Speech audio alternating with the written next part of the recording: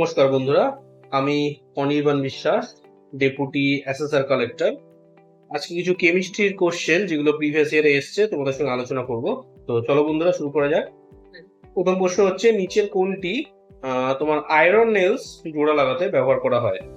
তো এর উত্তর হয় বন্ধুরা অ্যালুমিনিয়াম পাউডার।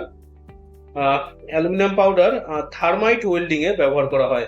থার্মাইট রিঅ্যাকশনে অ্যালুমিনিয়াম পাউডার অক্সাইড থেকে লোহাকে হ্রাস করে এবং প্রচুর তাপ উৎপন্ন হয়। এর কেমিক্যাল রিঅ্যাকশন হচ্ছে Fe2O3 প্লাস 2Al করলে আমার আসবে 2Fe plus Al2O3 aluminium oxide, তার সাথে হচ্ছে হিট। এই তাপ গলিত লোহা তৈরি করে, যা ভাঙা রেল বা যন্ত্রাংশকে জোড়া লাগাতে ব্যবহার করা হয়।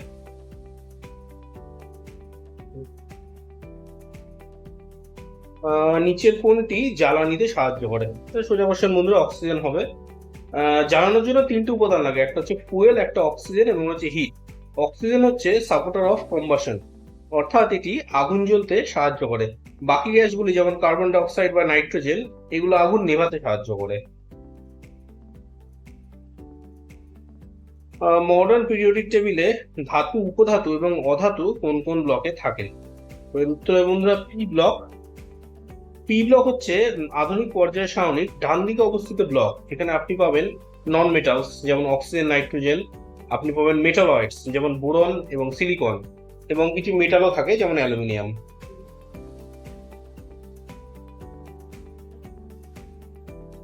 আধুনিক পর্যায় সারণীতে বাম দিক থেকে ডান দিকে যাওয়ার সময়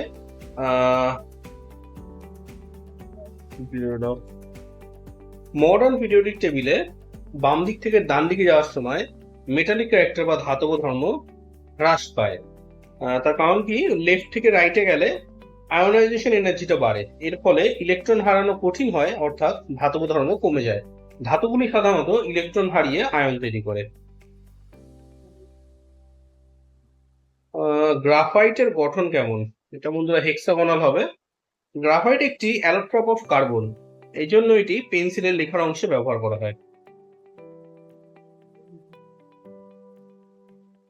এর মধ্যে কোনটা কোনটা কারেক্ট সেগুলো বলতে হবে। তো প্রথম অপশন হচ্ছে metallic oxides are said to be basic oxides. এটা তাহলে এটা সঠিক বন্ধুরা। তার কারণ হচ্ছে ধাতব অক্সাইড যেমন Na2O বা CaO যখন জলের সাথে মেশে তখন এটা বেস তৈরি করে, তাই এটা সঠিক।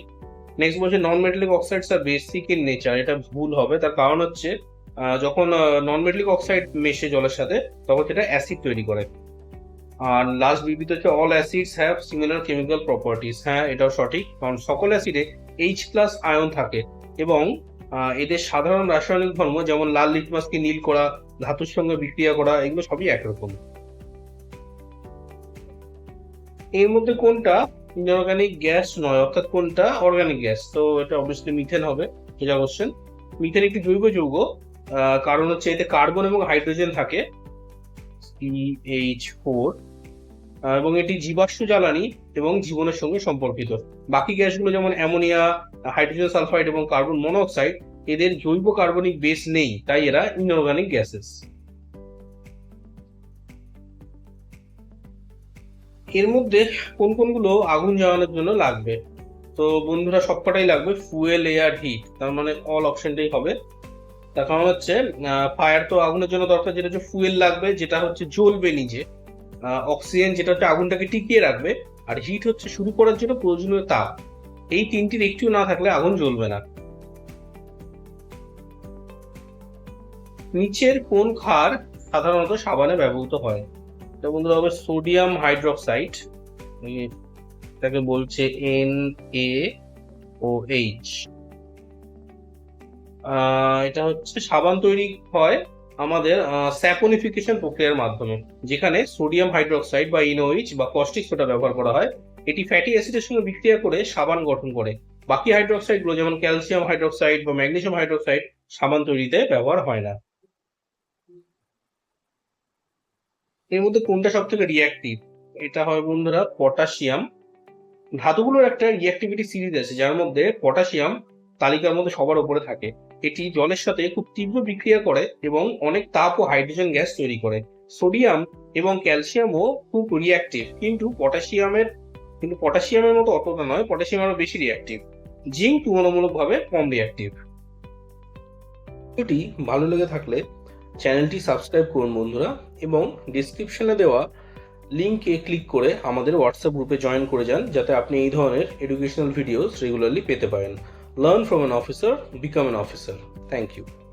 ভিডিওটি ভালো লেগে থাকলে চ্যানেলটি সাবস্ক্রাইব করুন বন্ধুরা, এবং ডিসক্রিপশনে দেওয়া লিঙ্কে ক্লিক করে আমাদের হোয়াটসঅ্যাপ গ্রুপে জয়েন করে যান, যাতে আপনি এই ধরনের এডুকেশনাল ভিডিওস রেগুলারলি পেতে পারেন। Learn from an officer, become an officer. Thank you.